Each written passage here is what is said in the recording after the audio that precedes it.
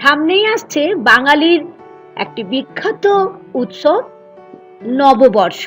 আর নববর্ষ মানেই আমাদের মুখ মিষ্টি তো করতেই হবে। তাই এবারে নববর্ষ বন্ধুরা বানিয়ে নেন নলেন গুড়ের সন্দেশ বাড়িতে খুব সহজে, মাত্র দুটো উপকরণ দিয়ে। তাই অনুরোধ থাকলো নববর্ষে এই স্পেশাল একটা মিষ্টি নলেন গুড়ের সন্দেশ বাড়িতে বানানোর জন্য বাজার থেকে না কিনে চলুন বাড়িতে বানিয়ে নিই।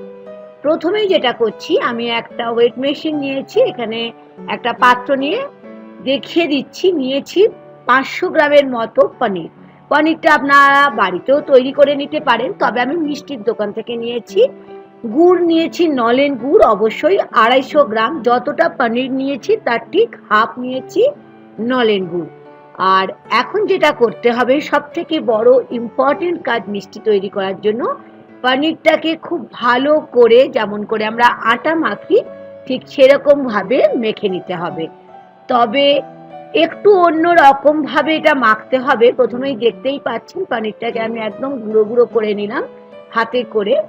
এখন যে দেখে নিন কিভাবে আমি পনিরটাকে মিষ্টি বানানোর জন্য মাখছি। দেখিয়ে দিলাম হাতের তালুটা দিয়ে ঠিক এরকম ভাবে চেপে চেপে একটু সময় নিয়ে, মিনিট 10-15 মিনিট তো লাগবেই এই কাজটা করতে।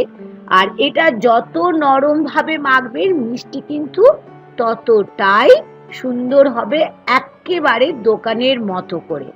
প্রথমেই বলেছি মাত্র দুটো উপকরণ দিয়ে বানাবো, তবে একটা সিক্রেট উপকরণ থাকবে যেটা দোকানে দেয় বলে এত সুন্দর মিষ্টি খেতে হয়। দেখিয়ে দিচ্ছি কতটা নরম হয়ে গেছে, দেখেই বুঝতে পাচ্ছেন। সেই জন্য পনিরটা মাখা কিন্তু ভীষণ ইম্পর্টেন্ট। এখন গ্যাস ওভেনটা জ্বালিয়ে দিয়ে বসিয়ে দিলাম একটা ননস্টিকের ফ্রাই প্যান। এটা ভালো করে গরম হয়ে যাওয়ার পরে আমি 1 চামচ ছোট চামচের ঘি নিলাম। ঘিটাকে বেশ ভালো করে দেখুন ঠিক গরম করে ননস্টিকের ফ্রাই প্যানের মধ্যে লাগিয়ে নিলাম। এখন যে 250 গ্রামের নলেন গুড়টা আমি ওজন করে রেখেছিলাম, গুড়টা দিয়ে দিলাম। এখন নিয়ে নিলাম 2 চামচের মতো জল। জলটা দিলে একটু তাড়াতাড়ি গুড়টা গলে যাবে। আর এই সময় ফ্লেমটাকে বন্ধুরা লো টু মিডিয়ামে রাখবেন, কখনোই হাই ফ্লেমে রাখবেন না। এটাও একটা মিষ্টি তৈরি করার, মানে গুড়টাকে গলাবার একটা ছোট্ট টিপস। দেখেই বুঝতে পারছেন আস্তে আস্তে আমাদের গুড়টা কিন্তু গলে যাচ্ছে। আমাদের অবশ্যই এটা মিডিয়াম ফ্লেমে করতে হবে। আর আমি নলেন গুড়ে করছি, হয়তো আপনারা ভাবছেন শীত তো চলে গেছে। হ্যাঁ বন্ধুরা, আমি তো ব্যাঙ্গালোরে থাকি, নলেন গুড় এখানে কিন্তু খুব ভালো শীতকালে পাওয়া যায়। তাই আমি সারা বছরের জন্যই কিনে রাখি, কারণ পায়েস করতে হয়, টুকটাক তো কিছু করতেই লাগে। তাই নলেন গুড়ের দিয়ে যদি ইউজ করি বা খেজুর গুড়ের পাটালি দিয়ে যদি বানাই, খেতে কিন্তু দারুণ ভালো হয়। তাহলে বুঝতেই পারছেন গুড়টাকে একদমই আমি গলিয়ে ফেলেছি।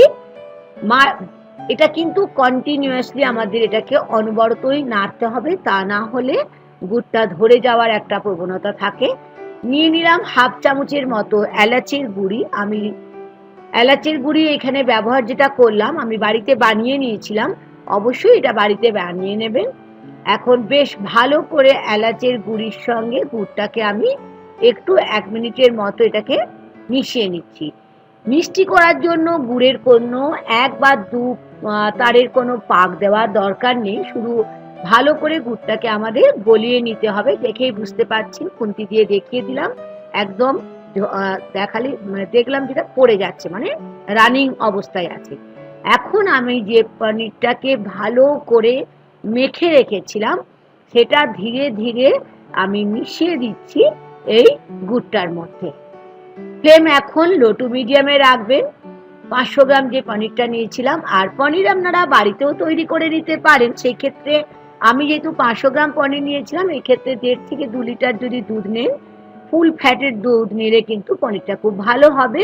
সেখানে আপনারা লেবু দিয়ে বা ভিনেগার দিয়ে পনিরটাকে, দুধটাকে ফাটিয়ে পনির বানিয়ে নিতে পারেন। সেটাকে ভালো করে ছাঁকনিতে একটা ভারী কিছু চাপা দিয়ে রাখলে তৈরি হয়ে যাবে পনির। তারপরে দেখেই নিলেন পনিরটা কিভাবে মেখে নিলাম। এখন দেখুন অনবরত আমি মিডিয়াম ফ্লেমে গুড়ের সাথে পনিরটাকে ঠিক এরকম ভাবে মিশিয়ে নিচ্ছি। এই কাজটা অবশ্যই একটু ধৈর্য পরীক্ষা তো লাগবেই, কারণ মিষ্টি খাবো, তাও আবার খাবো নববর্ষে নলেন গুড়ের সন্দেশ দোকানের নয়, তাহলে একটু পরিশ্রম করতে হবে, মানে ধৈর্যের পরীক্ষা দিতে হবে। দেখুন ঠিক এরকম ভাবে করতে করতে দেখেই বুঝতে পারছেন আস্তে আস্তে এটা ফ্রাই প্যান থেকে ছেড়ে আসছে। এই অবস্থায় আমি বেশ খানিকটা কিশমিশ দিলাম, আপনারা ইচ্ছে হলে দিতেও পারেন, নাও দিতে পারেন, এখানে কাজু বাদামও ব্যবহার করতে পারেন, তবে আমি শুধু কিশমিশ দিলাম, কারণ মিষ্টির মধ্যে যদি কিশমিশ থাকে বা কাজু বাদাম থাকে যখন খাবেন খুব ভালো লাগবে।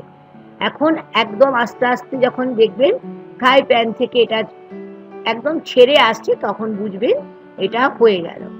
এখন দিয়ে দিলাম কয়েকটা এলাচের দানা, কারণ এই লাস্টে এলাচের দানাটা দিচ্ছি তার কারণ হচ্ছে যখন আমরা খাবো, যেমন কিশমিশ মুখে লাগলেও ভালো লাগবে, সেরকম এলাচও মুখে পড়লে কিন্তু খেতে খুবই ভালো লাগবে। কি কেমন লাগছে নলেন গুড়ের সন্দেশ, যেটা বানাবো আমরা নতুন বছর বাঙালিদের একটা ভীষণই ইম্পর্টেন্ট গুরুত্বপূর্ণ উৎসব। এখন সুইচ অফ করে দিলাম, সুইচ অফ করেই আমি এখানে একটা পাত্র নিয়ে নিয়েছি, পাত্রটার মধ্যে ঘিটা দিয়ে খুব ভালো করে গ্রিস করে দিচ্ছি। আপনারা যে কোনো রকমের পাত্র নিতে পারেন, আমার কাছে চৌকো ট্রে ছিল সেই জন্য আমি এই পাত্রটা নিলাম। আর এখন যেটা করতে হচ্ছে, যে সন্দেশের জন্য যে মণ্ডটা বানালাম সেটাকে সুন্দরভাবে আমি ট্রের মধ্যে ঠিক এরকম ভাবে দেখুন বিছিয়ে দিচ্ছি, মানে একদম প্লেন করে দিচ্ছি। অবশ্যই এখন আমাদের এটা কমপ্লিটলি ঠান্ডা হতে হবে, মিনিমাম 1 ঘন্টা যদি রেখে দেন খুব ভালোই হবে, তাহলে মিষ্টিটা কাটতে সুবিধা হবে। আমি এখানে চৌকো শেপের কেটে নিচ্ছি, আপনারা আপনাদের পছন্দ মতো কেটেই নিতে পারেন, সেটা ডায়মন্ড শেপেরও কাটতে পারেন। তাহলে বুঝতে পেরেছেন দোকানের মতো কেন হবে। আমি এখানে 1 চামচ ময়দা দিয়েছি, যার জন্য এটা মিষ্টিটা কিন্তু ভেঙে যাবে না, শক্ত হবে। আর ওপর থেকে আমি একটু সিলভার ফয়েল দিচ্ছি, এটা সম্পূর্ণ অপশনাল, মিষ্টির দোকানে এটা পাওয়া যায়, যদি না দেন কোনো অসুবিধা নেই। কেটে দেখিয়ে দিচ্ছি নলেন গুড়ের নতুন বছর বাঙালিদের একদম একটা বিখ্যাত মিষ্টি বানিয়ে ফেললাম। আশা করি আজকের রেসিপি আপনাদের ভীষণ ভালো লেগেছে। ভালো লাগলে বন্ধুরা লাইক আর শেয়ার করতে ভুলবেন না। আর কুকিং উইথ মুনমুনের থাকা চ্যানেলের সঙ্গে থাকার জন্য অনুরোধ থাকলো যারা নতুন আমার চ্যানেলটিকে দেখছেন। আশা করি আজকের রেসিপি ভালো লেগেছে, ভেঙে দেখিয়ে দিলাম কতটা নরম হয়েছে নরম পাকের সন্দেশ। আজ এই পর্যন্ত বন্ধুরা, নতুন বছর আপনাদের খুব ভালো কাটুক। Thank you.